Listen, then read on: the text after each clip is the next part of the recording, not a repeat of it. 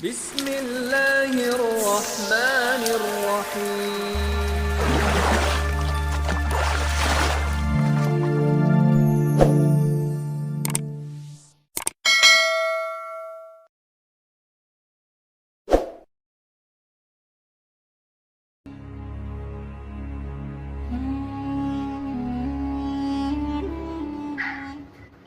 Sahabat ini dikenal namanya Salman Al-Farisi radhiyallahu anhu. Dia bukan orang Arab, tetapi dia asalnya dari Persia. Makanya Al-Farisi artinya orang Persia. Di Persia itu di Asfahan. Asfahan itu di Iran. Disitulah nanti Dajjal akan muncul. Dajjal itu akan muncul di Asfahan dengan 70.000 pasukan Yahudi, tapi di akhir zaman. Salman itu orang Asfahan, orang Iran. Ma'asyiral muslimin yang dimuliakan Allah Azza wa Jal, bagaimana kisah Salman Al-Farisi? Bagaimana dia mencari kebenaran Islam? Bagaimana dia mengorbankan waktunya hanya untuk mencari kebenaran sampai akhirnya mendapatkan agama Islam. Kenapa saya ingin mengisahkan Salman Al-Farisi? Karena memang sejarahnya berbeda dengan sahabat-sahabat yang lainnya. Karena dia bukan orang Arab masalahnya. Sehingga patut untuk dijadikan percontohan bagi kita semangat menuntut ilmu, semangat berdakwah, semangat ibadah, dan begitu seterusnya. Kita mulai dari kisah Salman Al-Farisi di Persia. Jadi Salman Al-Farisi itu orang tuanya bukan orang tua biasa, tapi dia pemimpin kaumnya. Orang tuanya kaya, pemimpin kaum, dan seorang yang taat beribadah dalam agama Majusi. Majusi itu agamanya menyembah api.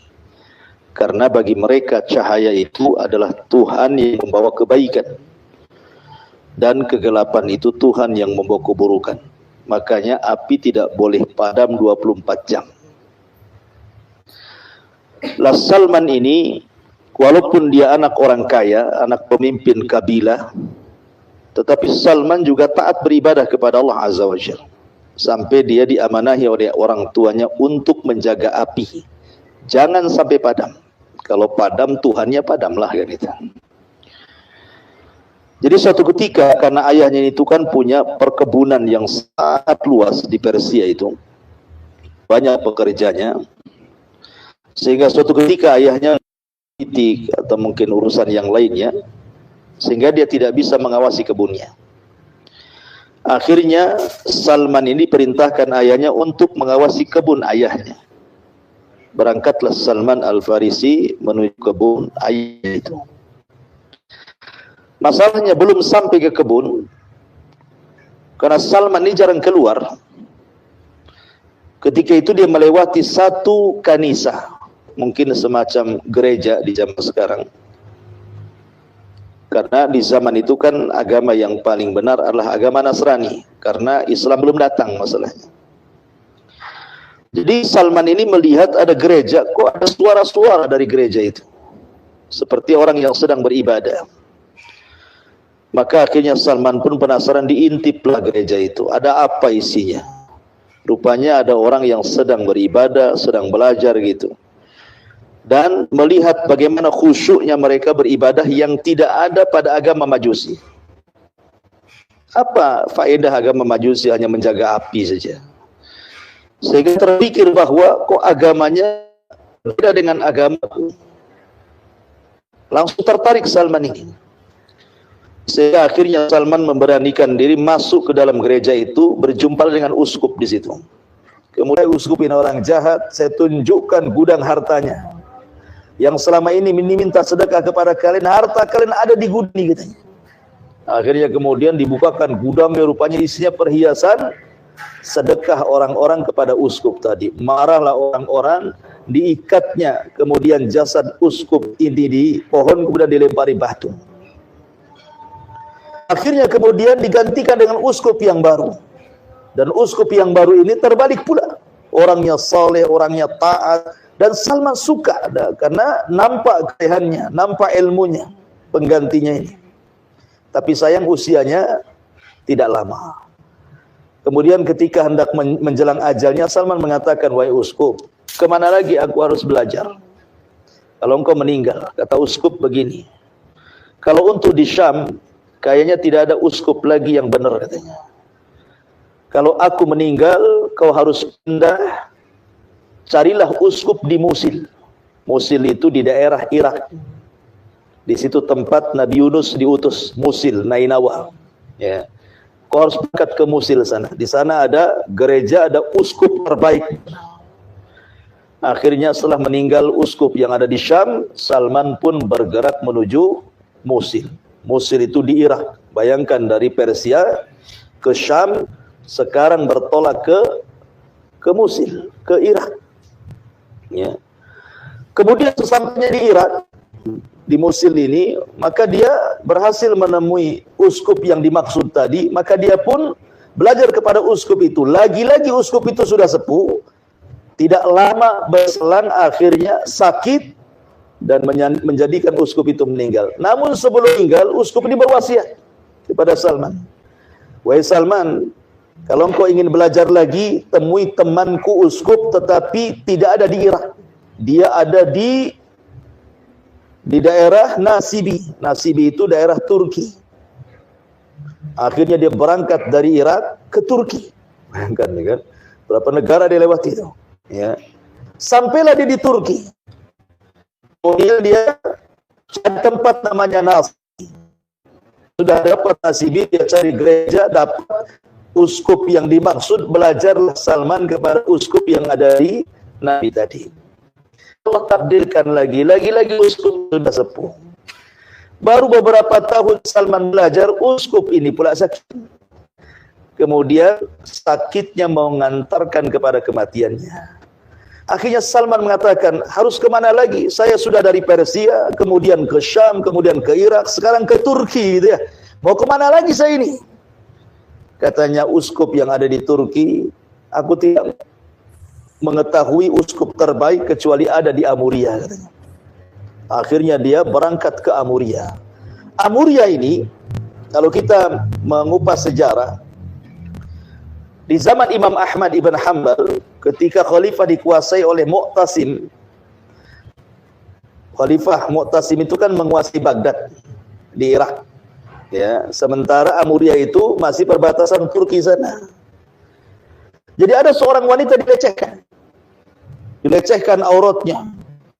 Akhirnya kemudian ketika dilecehkan kehormatannya, wanita ini berteriak-teriak, "Wah Mu'tasimat, wahai Khalifah Mu'tasim, tolong aku." Padahal Khalifah Mu'tasim ada di Baghdad, ini di Amuria di Turki.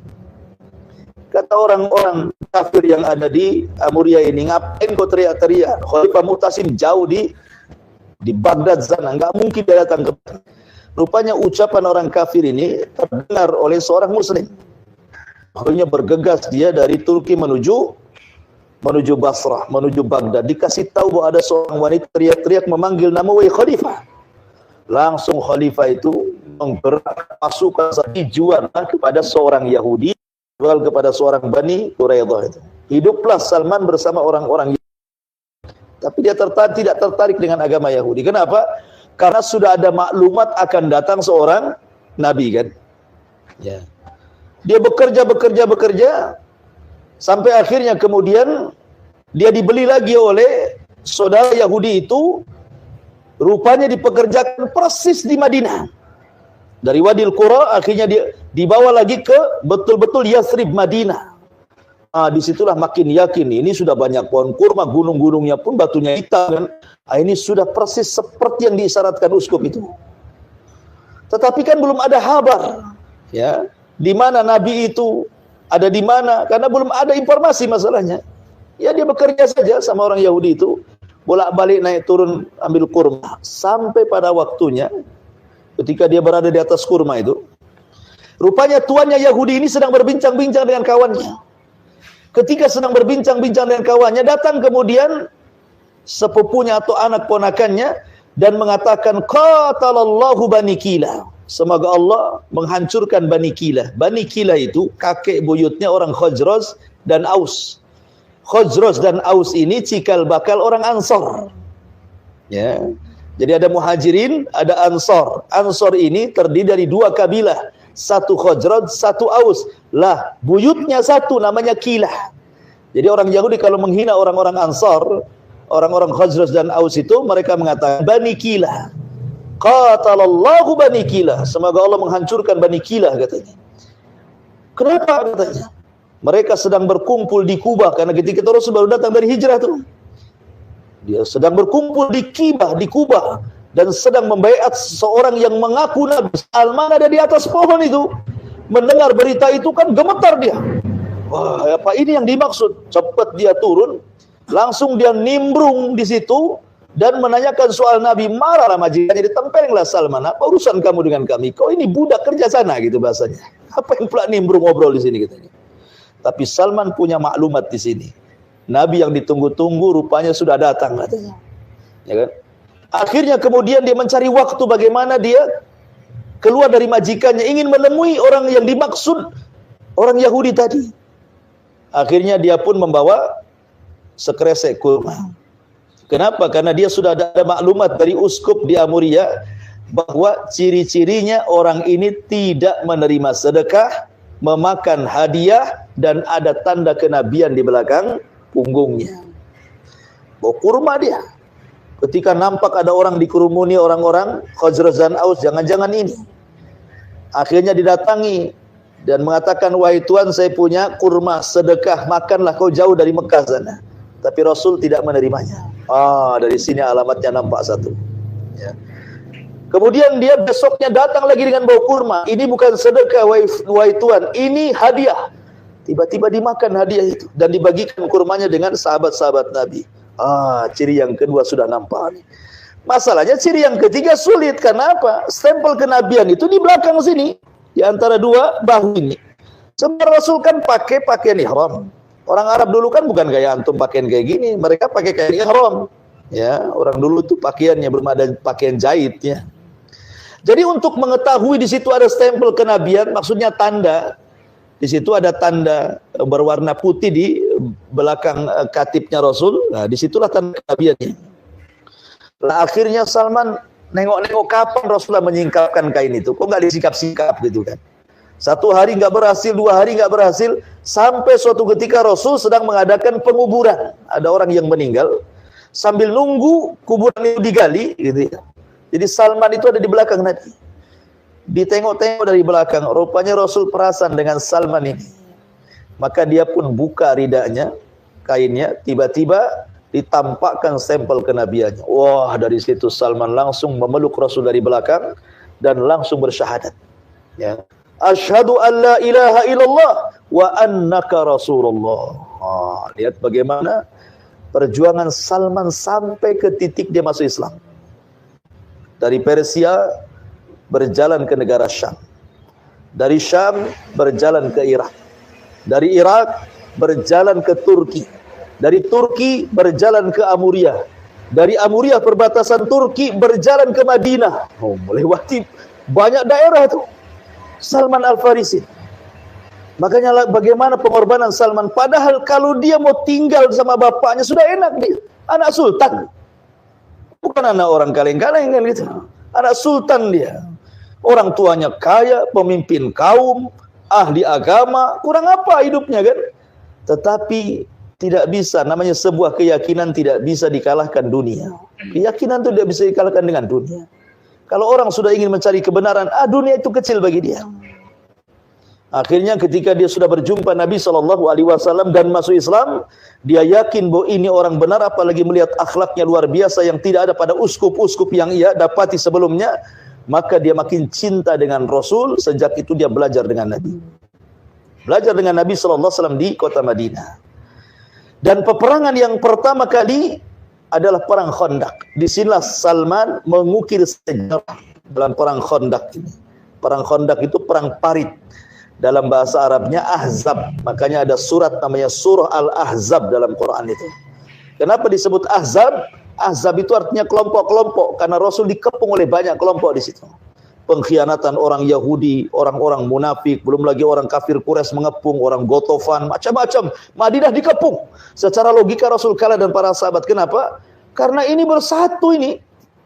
Ya, ini bersatu semuanya mengepung Rasul di kota Madinah. Kalau bukan karena pertolongan Allah, kalah Rasul. Tetapi Salman mengukir sejarah. Dialah yang menuangkan ide untuk membuat parit. Makanya disebut perang parit, perang Khandaq, ya kan?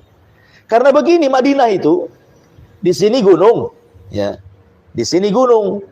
Ya. Kemudian di tengah-tengahnya Madinah ini, belakangnya kebun kurma, nggak ada batasnya, sehingga memungkinkan orang itu jalan dari depan saja. Kalau orang mau nyerang Madinah hanya bisa dari depan, karena dari samping gunung. Dari samping kiri gunung juga, dari belakang hutan belantara, hutan kurma. Sehingga sudah tahu jalurnya mereka untuk menyerang Madinah kan. Makanya Salman Al-Farisi mengatakan kepada Rasul-Rasul, kami orang-orang Persia, kalau strategis perang seperti ini, kita harus gali parit. Ya. Rupanya ide cemerlang Salman ini diterima oleh Rasul dan banyak para sahabat. Dibuatlah parit besar. Ya. Supaya apa? Supaya musuh tidak mudah masuk, terutama pasukan berkuda. Akhirnya dibuatlah parit besar-besar. Kemudian setiap ada musuh lewat parit, tinggal mana, tinggal nombak, dan begitu seterusnya. Sampai Nabi SAW pernah menjaga parit sehingga beliau ketinggalan sholat asar. Dan baru sholat asar di sholat maghrib. Maka Rasul marah kepada orang-orang musyrik dan mengatakan semoga Allah memerangi orang musyrik yang telah mengakhirkan sholat wusta. Maksudnya sholat asar. Ya kan? Nah, akhirnya Allah menangkan karena ketika itu Allah kirim malaikat, mengirim angin yang luar biasa. Angin ini bukan angin biasa. Angin ini bisa menerbangkan tenda-tenda pasukan musuh. Periuk-periuk, panci-panci, kuda-kuda lari semuanya. Lah kalau orang dalam posisi mengepung, tenda sudah tidak ada, kemudian periuk-periuknya pada terbang, kudanya pun pada lari, mau ngapain kan gitu? Pulanglah kan gitu. Kalau mereka bertahan bisa mati. Kelaparan di situ. Jadi hanya kemudian pertolongan angin saja Allah menangkan perang Ahzab ini. Sehingga ketika tersisa pasukan, maka Rasul menggempur pasukan yang tersisa itu, akhirnya Allah menangkan dalam perang Ahzab. Idenya siapa? Salman Al-Farisi. Ya. Dan Salman Al-Farisi juga dipersaudarakan oleh Nabi SAW dengan seorang sahabat namanya Abu Darda. Karena misi Rasul itu hijrah dari Mekah ke Madinah itu kan untuk mempersatukan Ansar dan Muhajirin. Dan Salman dikategorikan Muhajirin karena dia bukan orang Madinah asli, dia kan orang Persia, datang sebagai Muhajirin, hijrah dari sana ke Madinah. Maka dipersaudarakan oleh Rasul dengan orang Ansar namanya Abu Darda radhiyallahu anhu.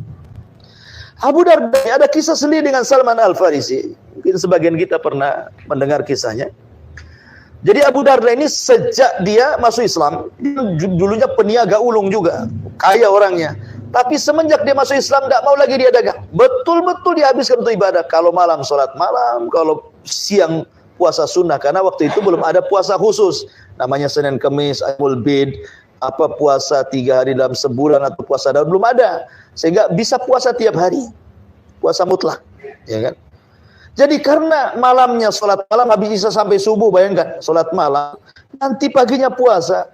Jadi istrinya itu tidak dapat perhatian. Karena nggak dapat perhatian, tidak dandan lagi sudah. Ya sudah kayak gembel sudah kan. Ngapain lagi suami saya udah nggak peduli sama saya.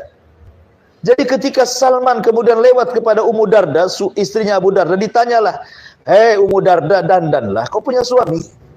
Masa kamu pakaian kayak gini kumal? Ya. Tak ada sama sekali cantik-cantiknya bahasa kitanya kan. Katanya Ummu Darda, ya Salman, inna Abu Darda laisa li bihaja. Abu Darda lo sudah nggak mau lagi sama saya, ngapain saya dandan katanya. Jadi istri zaman dulu, ya kan, mereka dibiarkan oleh suaminya karena ibadah. Jadi suami itu tidak memperhatikan istri karena ibadah. Kalau suami sekarang jangan harap tuh. Kalau sudah tidak memperhatikan istri, bahaya. Bukan ibadah itu. Ya. Ada kesibukan lain. Ya, suami sekarang ini. Jadi akhirnya kemudian Salman mengatakan, bilang sama Abu Darda, besok saya mau bertamu. Akhirnya kemudian Ummu Darda ngomong kepada suamiku, saudaramu Salman akan datang. Wah, senang dia. Kenapa? Karena ikatan iman. Ya, kalau saudaranya datang senang. Kalau kita kan saudara dari kampung datang senangnya sehari, nggak senangnya sebulan. Kapan dia balik ngabisin nasi aja di sini. Gitu ya. Jadi tidak suka kadang-kadang lama-lama. Jadi Abu Darda ini langsung menyediakan kamar, menyediakan makanan enak. Pokoknya dia betul sebelum Salman datang. Ketika Salman datang, maka Salman disuruh makan. Kata Salman, saya nggak mau. Kamu harus makan. Kata Abu Darda, nggak bisa saya puasa. Nggak bisa, saya tidak akan makan sampai kau makan. Terpaksalah dia buka puasa.